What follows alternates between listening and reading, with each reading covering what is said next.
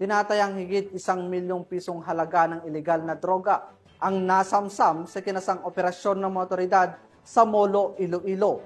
3 high-value individuals naman ang naaresto sa naturang operasyon sa bahagi ng tuloy-tuloy na kampanya ng pulisya laban sa pinagbabawal na gamot. Patrolwoman Julibel Albior sa report.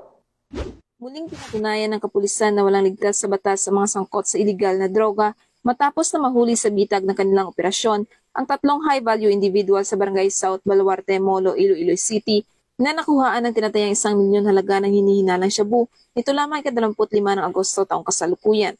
Kinilala ang mga suspect na sina alias Rodman, 26 anyos, house painter, alias Linin, 49 anyos, walang trabaho, at alias Ampay, 53 anyos, may asawa at wala ring trabaho, kapwa mga residente ng nasabing barangay. Ang matagumpay na operasyon ay pinangunahan ni Police Captain Roque C. Jimeno III, Officer in Charge ng Iloilo City Police Office, City Drug Enforcement Unit, katuwang ang PDEC Special Operations Unit 6, sa pamumuno ni Police Lieutenant Mark Vic B. Viloria at ang ICPO SWAT.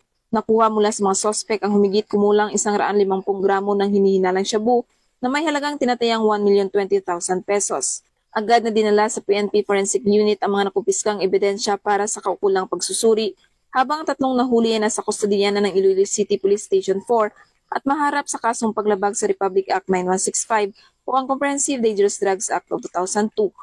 Muling pinatunayan ng Iloilo PNP na walang makakatakas sa kanilang matinding kampanya kontra iligal na droga at kriminalidad tungo sa mas ligtas at maayos na bagong Pilipinas.